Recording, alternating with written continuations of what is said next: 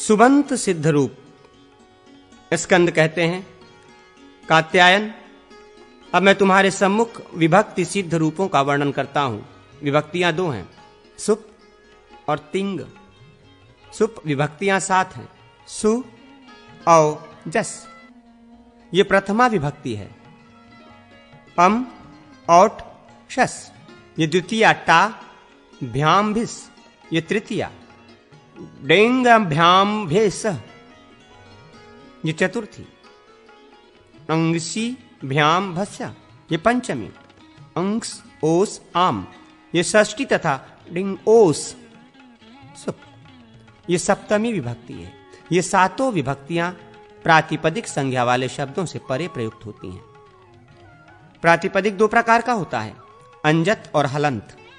इनमें से प्रत्येक पुल्लिंग, स्त्रीलिंग और नपुंसक लिंग के भेद से 3-3 प्रकार का होता है। उन पुल्लिंग आदि शब्दों के नायकों का यहां दिग्दर्शन कराया जाता है। जो शब्द नहीं कहे गए हैं किंतु जिनके रूप इन्हीं के समान होते हैं, उन्हीं ये वृक्ष आदि शब्द सामर्थ्य नायक हैं। वृक्ष शब्द पेड़ का वाचक है, ये अकारांत पुल्लिंग है। इसके साथ विभक्तियों में तथा संबोधन में एक वचन, द्विवचन और बहुवचन के भेद से कुल मिलाकर 24 रूप होते हैं। उन सब को यहां उद्धृत किया जाता है। वृक्षः, वृक्षौ, वृक्षाः, वृक्षम, वृक्षौ, वृक्षान्। 3 वृक्षेण, वृक्षाभ्यगम, वृक्षे। 4 वृक्षाय, वृक्षाभ्याम, वृक्षेभ्य। 5 वृक्षात्, वृक्षाभ्याम, वृक्षेभ्य। 6 वृक्षस्य, वृक्षयो, वृक्षाणाम। 7 वृक्षे, वृक्षयोः, वृक्षेषु। संबोधने हे वृक्ष, हे वृक्षौ, हे वृक्षाः।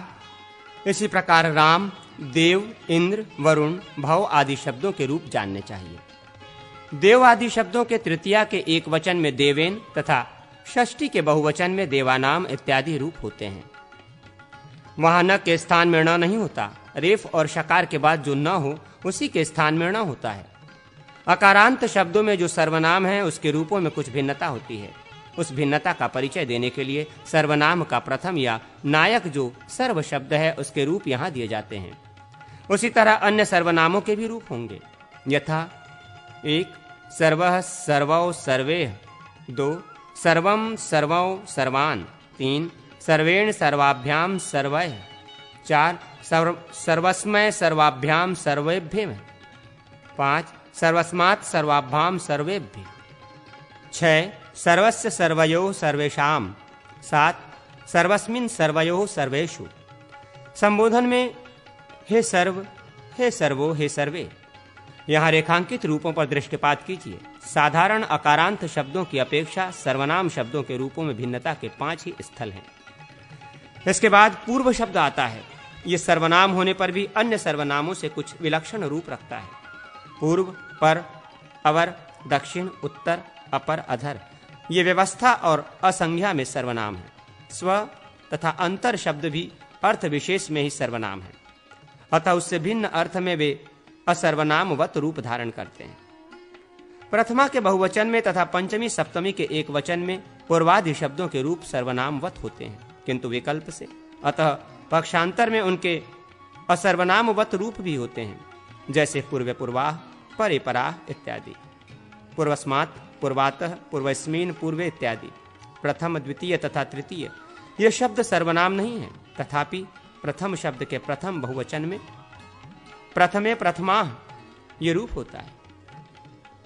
चरम आदि शब्दों के लिए भी यही बात है। द्वितीय तथा तृतीय शब्द चतुर्थी, पंचमी तथा सप्तमी के लिए एक वचन में विकल्प रूप से सर्वनामवत रूप धारण करते हैं, यथा द्वितीयस्मै, द्वितीयाय, तृतीयस्मै, तृतीयाय इत्यादि शेष रूप वृक्षवत होते हैं। अब अकारांत शब्द का एक रूप उपस्थित करते हैं। खड्गपाः, खड्गम पातीति खड्गपाः, अर्थात खड्ग रक्षक। इसका रूप यूं समझना चाहिए, खड्गपाः, खड्गपौ, खड्गपाः। 2 खड्गपामं, खड्गपौ, खड्गपः। 3 खड्गपाः, खड्गपाभ्याम, खड्गपाभि। 4 खड्गपे, खड्गपाभ्याम, खड्गपाभ्यम। 5 खड्गपः खड्गपाभ्याम खड्गपाद्य।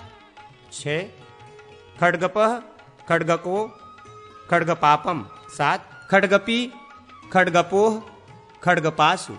संबोधन: हे खड्गपाह, हे खड्गपौ, हे खड्गपाह। इसी तरह विश्वाप विश्वपालक, गोपा गोरक्षक, किलालपा जल पीने वाला, शंखमा शंख बजाने वाला आदि शब्दों के रूप होंगे। अब हरस्व इकारांत वर्ही शब्द का रूप प्रस्तुत करते हैं। वर्ही वर्ही वर्यहे, वर्हिम वर्हिम वर्हिना, वर्हिना वर्ह्यभ्याम वर्हिभिः, वर्हये वर्ह्यभ्याम वर्ह्यभ्य, वर्हे वर्ह्यभ्याम वर्हिभ्यः, वर्हे वर्ह्यहो वर्हिनाम, वर्हौ वर्हौ वह्यहर्षु। संबोधन: हे वर्हे, हे वही, हे वर्हे। वर्ही का अर्थ है अग्नि। इसी तरह अग्नि, हवि, कवि, गिरि, पवि इत्यादि शब्दों के रूप होंगे। इकारांत शब्दों में सखी और पति शब्दों के रूप कुछ भिन्नता रखते हैं। जैसे सखा सखायो सखायः, सखायम सखायो सखीनः। तृतीया के एक वचन में सख्याः, चतुर्थी के एक वचन में सख्य, पंचमी और षष्ठी के एक वचन में सख्यहु तथा सप्तमी के एक वचन में सख्य रूप होते हैं। शेष सभी रूप वर्ही शब्द के समान हैं। पति शब्द के प्रथमा और द्वितीय विभक्तियों में वहिर्वत रूप होते हैं। शेष विभक्तियों में वो सखी शब्द के समान रूप रखता है। अहिरपति का अर्थ है सूर्य। यहाँ पति शब्द समास में आबद्ध है। समास में उसका रूप वहिर्तुल्य ही होता है। अब उकारांत शब्द का रूप प्रस्तुत करते हैं। पहले पुल्लिंग पटु शब्द के रूप दिए जाते हैं। पटु का अर्थ है कुशल, निपुण। पटुः पटु पटवः, पटुम पटु पटून, पटुना पटुभ्याम पटुभि, पटवे पटुभ्याम पटुभ्य, पटोह पटुभ्याम पटुभ्य, पटोह पटोह पटूनाम, पटौ पटोवः पटशु। संबोधन: हे पटो, हे पटु, हे पटवः। इसी तरह भानु, शंभु, विष्णु आदि शब्दों के रूप जानने चाहिए। दीर्घ इकारांत ग्रामणी शब्द है। इसका अर्थ है गांव का मुखिया। इसका रूप इस प्रकार है: ग्रामणीय, ग्रामण्यो, ग्रामण्यः। 2 ग्रामणीम, ग्रामण्यो, ग्रामण्यन्य। 3 ग्रामण्या, ग्रामणीनभ्याम, ग्रामणीभिः। 4 ग्रामणे, ग्रामणभ्याम, ग्रामीणभ्यः। ग्रामण्य, ग्रामण्यो बहुवचन, ग्रामण्याम, ग्रामण्याम, ग्रामीणेषु। इस तरह प्रधि आदि शब्दों के रूप जानने चाहिए।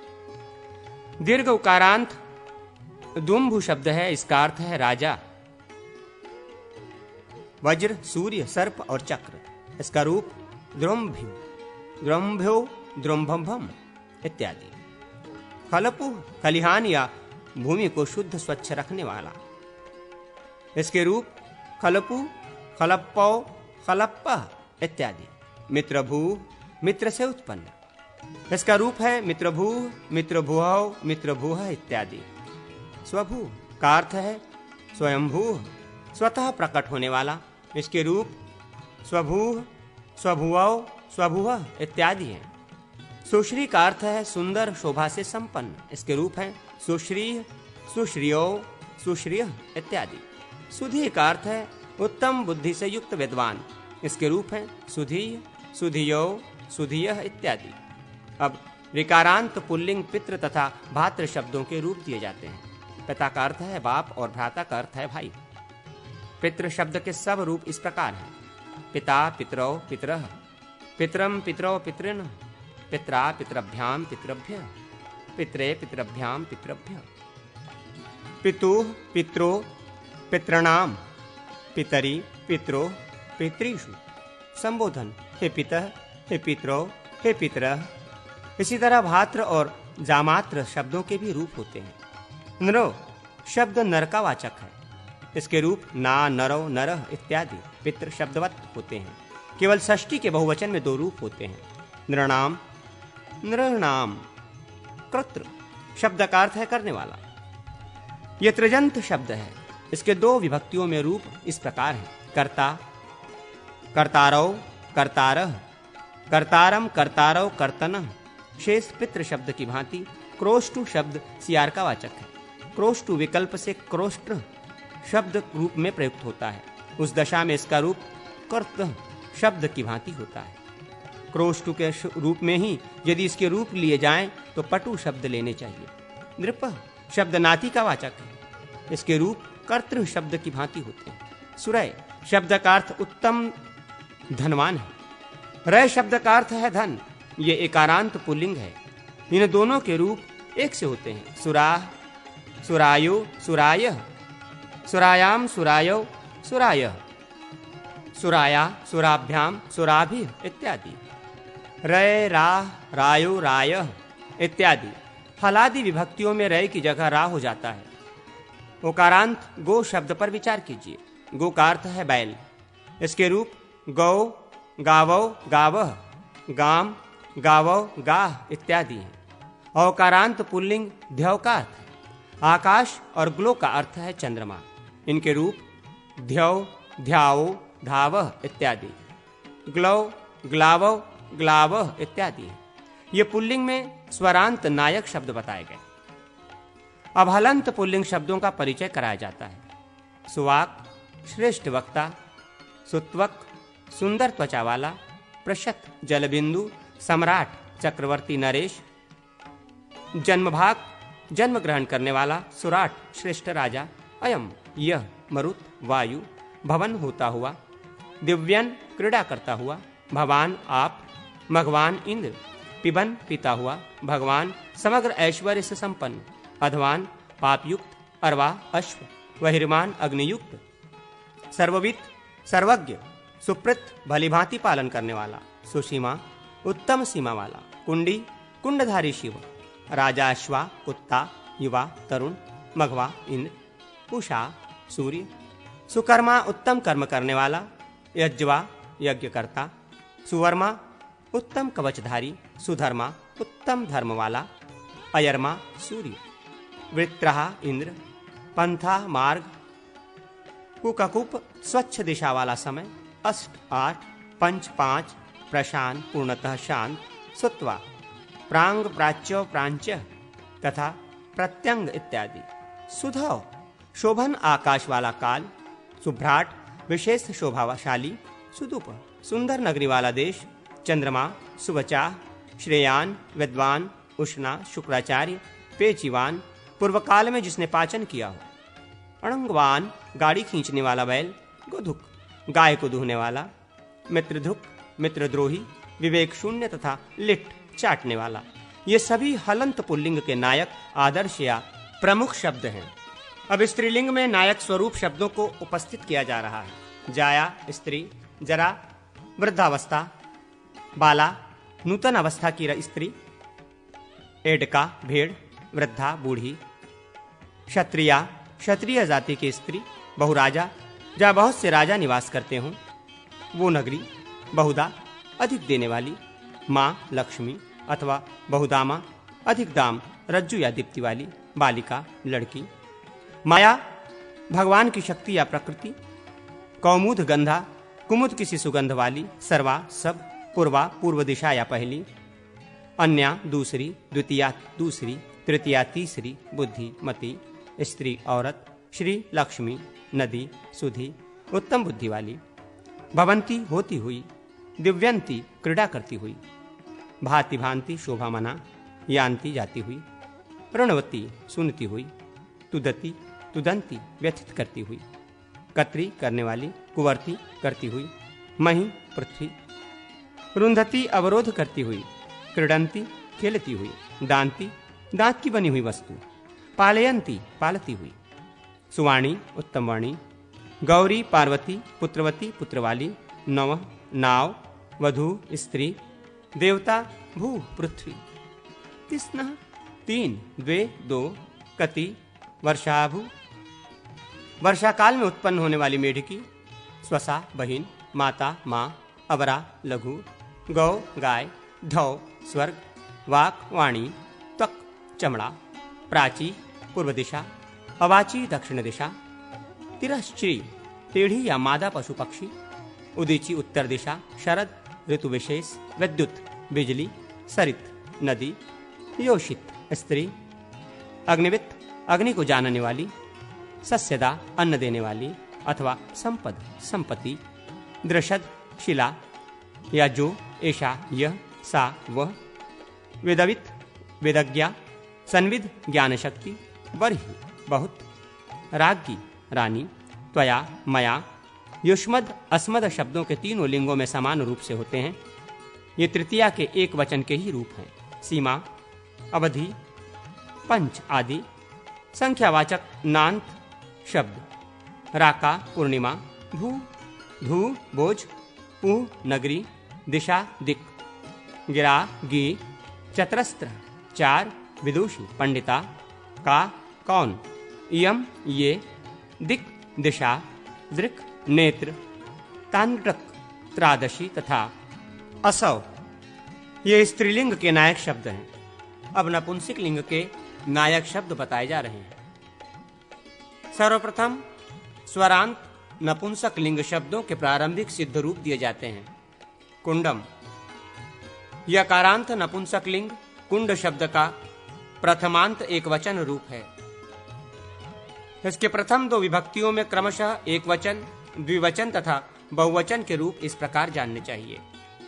कुंडम, कुंडे, कुंडनी। तृतीया आदि शेष विभक्तियों के रूप पुलिंगवत जानने चाहिए, यथा कुंडेन, कुंडाभ्याम, कुंडे इत्यादि। संबोधन में हे कुंड, हे कुंडे, हे कुंडानी। कुंडम का अर्थ है पानी से भरा हुआ गहरा गड्ढा। ये नदी और तालाब आदि में होता है। मिट्टी के बड़े और गहरे पात्र विशेष को भी कुंड कहते हैं। इसी को ध्यान में रखकर कुंड भर दूध देने वाली गाय को कुंडोग्नि कहते हैं। सर्वम, यह सर्व शब्द का एक वचनांत रूप है। इसका अर्थ है संपूर्ण या सब। इसके प्रथमा और द्वितीय विभक्तियों में नपुंसक लिंग संबंधी रूप इस प्रकार होते हैं। सर्वम, सर्वे, सर्वाणी। शेष पुल्लिंगवत सोमपम, सोमपान करने वाला कुल, ब्राह्मण कुल या देवकुल। इसके भी प्रथम दो विभक्तियों में सोमपम, सोमपे, सोमपामनी इत्यादि रूप होंगे। शेष पुल्लिंग रामवत, दधि और वारी शब्द क्रमशः दधि और जल के वाचक हैं। ये नित्य नपुंसक लिंग हैं, अतः इनके संपूर्ण रूप यहाँ उद्धृत किए जाते हैं। प्रथम द्वितीय विभक्तियों में दधि, दधिनी, दधीनी। तृतीय दधना, दधिभ्याम, दधिभिः। चतुर्थी दधने, दधिभ्याम, दधिभ्य। पंचमी दधनः, दधिभ्याम, दधिभ्य। षोडशी दधः, दध्नौ, दधनाम। सप्तमी दधि, दधिनी, दधनो, दधीषु। वारी शब्द के सातों विभक्तियों के रूप इस प्रकार जानने चाहिए। 1 2 वारी, वारिणी, वारिणी। 3 वारिणा, वारिभ्याम, वारिभिः। 4 वारिणे, वारिभ्याम, वारिभ्यः। 5 वारिणः, वारिभ्याम, वारिभ्यः। 6 वारिणः, वारिणो, वारिणाम। 7 वारिणी, वारिणो, वारीषु। खलपु का अर्थ है खलिहान को स्वच्छ करने वाला साधन, खुरपा आदि। इसके रूप विशेष के अनुसार स्त्रीलिंग और पुल्लिंग में भी होते हैं। यहाँ नपुंसक लिंग में इसके रूप उद्धृत किए जाते हैं। खलपु, खलपुनी, खलपूनी, खलप्पा, खलपुना, खलपुभ्याम, खलपुभिः। खलप्पे, खलपुने, खलपुभ्याम, खलपुभ्यः इत्यादि। मधु शब्द शहद और मदिरा का वाचक है। इसके रूप इस प्रकार जानने चाहिए। मधु, मधुनी, मधुनी। मधुना, मधुभ्याम, मधुभिः। मधुने, मधुभ्याम, मधुभ्यः। मधुना, मधुभ्याम, मधुभ्यः। मधुः, मधुनो, मधुनाम। मधुनी, मधुनो, मधुषः। सप्तमी हे मधो, हे मधु, हे मधुनी, हे मधुनी। त्रपु शब्द रांगा का वाचक है। इसमें प्रथम दो विभक्तियों के रूप इस प्रकार है। त्रपु, त्रपूणी, त्रपूणी। शेष मधुवत, कृत करने वाला, भृत भरण पोषण करने वाला, अतिभृत भर्ता को भी अतिक्रमण करने वाला। इन तीनों शब्दों के प्रथमा और द्वितीय विभक्तियों में रूप क्रमशः इस प्रकार है। कृत, कृतणी, कृत्रणी। भृत, भृत्रणी, भत्रणी। अतिभृत, अतिभृत्रणी, अतिभृत्रणी। तृतीय आदि विभक्तियों में जो अजाति प्रत्यय हैं उनमें दो दो रूप होंगे, यथा कत्रा, कत्रणा, भत्रा, भत्रणा, अतिभत्रा, अतिभत्रणा इत्यादि। पयश शब्द जल का वाचक है। इसके रूप इस प्रकार है: पयः, पयसी, पयांसी। तृतीय आदि में पयसा, पयोभ्याम, पयोभी इत्यादि। पुरस शब्द सकारांत अव्यय है। इसका अर्थ है पहले या आगे। अव्यय शब्दों का कोई रूप नहीं चलता, क्योंकि अव्यय का ये लक्षण है। सदृशम त्रिषु लिंगेषु सर्वासु च विभक्तिषु वचनेषु च सर्वेषु यन्न वेति तदव्ययम्। पाक, प्राक, पूर्व, प्रत्यक, अंदर या पश्चिम, तिर्यक, तिरछी दिशा की ओर चलने वाला पशु पक्षी आदि, उदक, उत्तर। इन शब्दों के प्रथम दो विभक्तियों में रूप इस प्रकार जानने चाहिए: प्राक, प्राची, प्रांची, प्रयक, प्रचीची, प्रत्यंची। तिर्यक, तिरंची, तिर्यंची। उदक, उदिची, उदंची इत्यादि। ये गत्यर्थक अंश के रूप हैं। पूजा अर्थ में प्रयुक्त अंश के प्रांग, प्रांची, प्रांची, प्रत्यंग, प्रत्यंची, प्रत्यंची, उदंग, उदंची, उदंची, तिर्यंग, तिर्यंची, तिर्यंची इत्यादि रूप होते हैं। जगत शब्द संसार का वाचक है। इसके रूप हैं जगत, जगती, जगंती इत्यादि। जागृत शब्द का अर्थ है सजग रहने वाला। इसके रूप है जागृत, जागृति, जागरंती, जागृति इत्यादि। शकृत शब्द मल या विष्ठा का वाचक है। इसके रूप शकृत, शकृति, शकृंती, शकान इत्यादि। तृतीय आदि में शक्र, शक्रता इत्यादि। जिस स्कूल में बहुत अच्छी संपत्ति है उसको सुसंपत कहते हैं। सुसंपत के प्रथम दो विभक्तियों में इस प्रकार रूप होते हैं: सुसंपत, सुसंपद, सुसंपदी, सुसंपत्ति इत्यादि।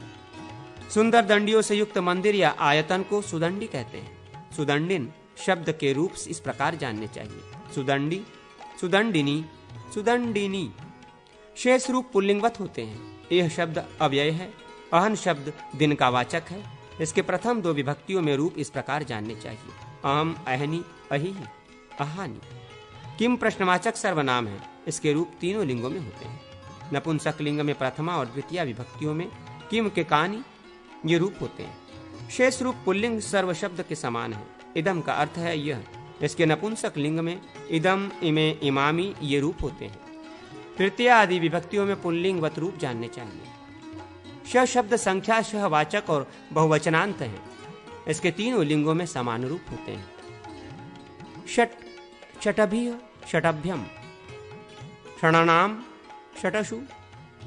सपीर्ष शब्द घी का वाचक है। इसके रूप इस प्रकार जानने चाहिए: सर्पीह, सर्पीषि, सर्पीषि, सर्पीषा, सर्पिभ्याम, सर्पिभ्यः इत्यादि। श्रेयस शब्द कल्याण का वाचक है। उसके रूप श्रेय, श्रेयसी, श्रेयांसी इत्यादि है। तृतीय आदि में पयस शब्द के समान इसके रूप जानने चाहिए। संख्या 4 का वाचक चतुर शब्द नित्य बहुवचनांत है।